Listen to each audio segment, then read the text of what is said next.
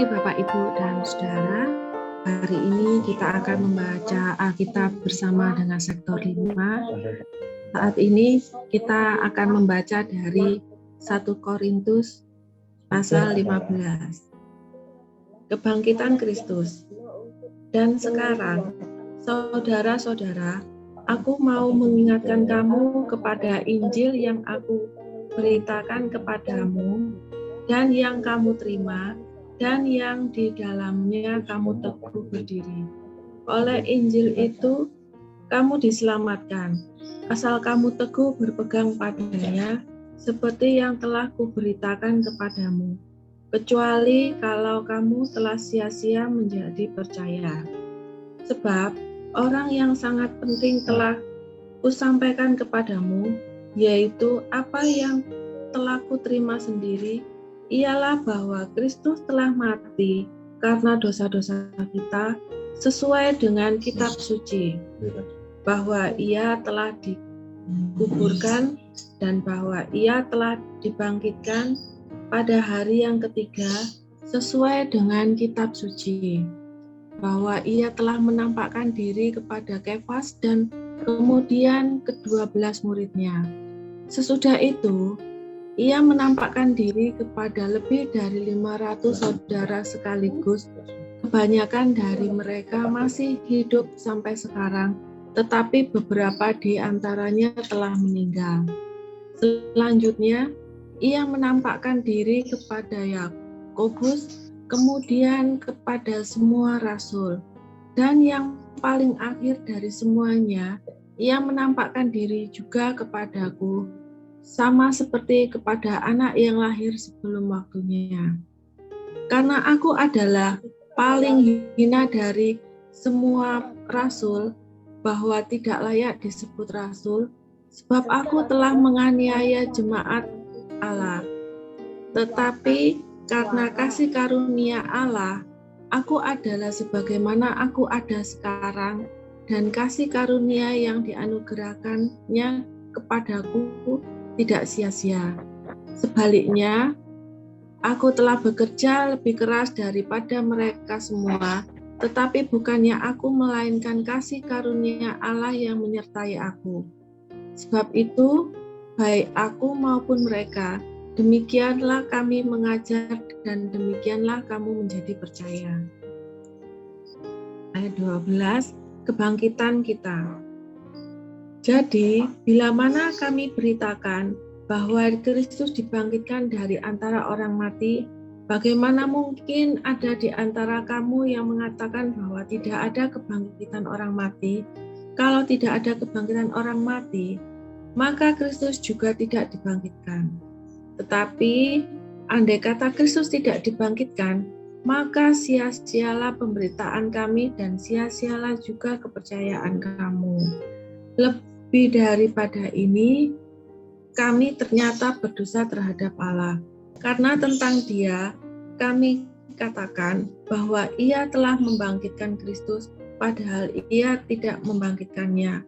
Kalau andai kata benar bahwa orang mati tidak dibangkitkan. Sebab, jika benar orang mati tidak dibangkitkan, maka Kristus tidak dibangkitkan. Dan jika Kristus tidak dibangkitkan, maka sia-sialah kepercayaan kamu dan kamu masih hidup dalam dosamu. Demikianlah binasa juga orang-orang yang mati dalam Kristus. Jikalau kita hanya dalam hidup ini saja menaruh pengharapan pada Kristus, maka kita adalah orang-orang yang paling malang dari segala manusia. Tetapi yang benar ialah bahwa Kristus telah dibangkitkan dari antara orang mati sebagai yang sulung dari orang-orang yang telah meninggal. Sebab sama seperti maut datang karena satu orang manusia, demikian juga kebangkitan orang mati datang karena satu orang manusia. Karena sama seperti semua orang mati dalam persekutuan dengan Adam, demikian pula semua orang akan dihidupkan kembali dalam persekutuan dengan Kristus. Tetapi tiap-tiap orang menurut urutannya. Kristus sebagai buah sulung, sesudah itu mereka menjadi miliknya pada waktu kedatangannya. Kemudian tiba kesudahannya, yaitu bila mana ia menyerahkan kerajaan kepada Allah Bapa, sesudah ia membinasakan segala pemerintahan, kekuasaan, dan kekuatan. Karena ia harus memegang pemerintahan sebagai raja sampai Allah meletakkan semua musuhnya di bawah kakinya. Musuh yang terakhir yang dibinasakan ialah maut. Sebab segala sesuatu yang telah ditaklukkannya di bawah kakinya. Tetapi kalau dikatakan bahwa segala sesuatu telah ditaklukkan, maka tenanglah, bahwa ia sendiri yang telah menaklukkan segala sesuatu di bawah kaki Kristus itu tidak termasuk di dalamnya.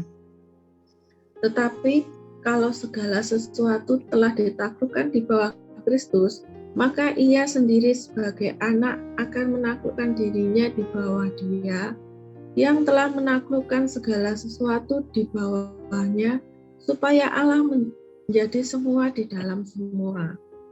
Jika tidak demikian, apakah faedahnya perbuatan orang-orang yang dibaptis bagi orang mati? Kalau orang mati sama sekali tidak dibangkitkan, mengapa mereka mau dibaptis bagi orang-orang yang telah meninggal? Dan kami juga, mengapa kami setiap saat membawa diri kami ke dalam bahaya? Saudara-saudara, tiap-tiap hari aku berhadapan dengan maut, demi kebanggaanku akan kamu dalam Kristus Yesus Tuhan kita. Aku katakan bahwa hal ini benar. Kalau hanya berdasarkan pertimbangan-pertimbangan manusia saja, aku telah berjuang melawan binatang buas di Efesus. Apakah gunanya hal ini bagiku?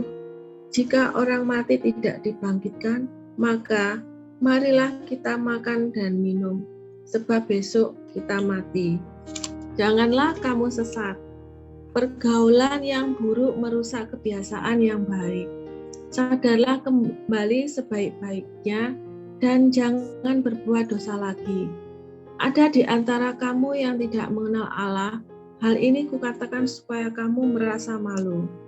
Ayat 35, kebangkitan tubuh. Tetapi mungkin ada orang yang bertanya, bagaimanakah orang mati dibangkitkan? Dan dengan tubuh apakah mereka akan kembali? Hai orang bodoh, apa yang engkau sendiri taburkan tidak akan tumbuh dan hidup kalau ia tidak mati dahulu. Dan yang engkau taburkan bukanlah tubuh tanaman yang akan tumbuh, tetapi biji yang tidak berkulit, umpamanya biji gandum atau biji lain. Tetapi Allah memberikan kepadanya suatu tubuh seperti yang dikehendakinya. Ia memberikan kepada tiap-tiap biji tubuhnya sendiri. Bukan semua daging sama, daging manusia lain daripada daging binatang, lain daripada daging burung, lain daripada daging ikan. Ada tubuh sorgawi dan ada tubuh duniawi, tetapi kemuliaan tubuh sorgawi lain daripada kemuliaan tubuh duniawi. Matahari lain daripada kemuliaan bulan, dan kemuliaan bulan lain daripada kemuliaan bintang-bintang. Dan bintang yang satu berbeda dengan bintang yang lain. Demikianlah pula halnya dengan kebangkitan orang mati, ditaburkan dalam kebinasaan, dibangkitkan dalam ketidakbinasaan, ditaburkan dalam kehinaan, dibangkitkan dalam kemuliaan, ditaburkan dalam kelemahan, dibangkitkan dalam kekuatan. Yang ditaburkan adalah tubuh alamiah, yang dibangkitkan adalah tubuh rohania. Jika ada tubuh alamiah, maka ada pula tubuh rohania. Seperti ada tertulis, manusia pertama Adam menjadi makhluk hidup, tetapi Adam yang akhir menjadi roh yang menghidupkan. Tetapi yang mula-mula datang bukanlah yang rohania, tetapi yang alamiah. Kemudian barulah datang yang rohania. Manusia pertama berasal dari debu, tanah, dan bersifat jasmani. Manusia kedua berasal dari sorga. Makhluk-makhluk alamiah sama dengan dia yang berasal dari debu, tanah, dan makhluk-makhluk sorgawi sama dengan dia yang berasal dari sorga. Sama seperti kita telah memakai rupa yang alamiah, demikian pula kita akan memakai rupa yang sorgawi. Saudara-saudara, inilah yang hendak kukatakan kepadamu, yaitu bahwa daging dan darah tidak mendapat bagian dalam kerajaan Allah, dan bahwa yang binasa tidak mendapat bagian dalam apa yang tidak binasa. Sesungguhnya, aku menyatakan kepadamu suatu rahasia.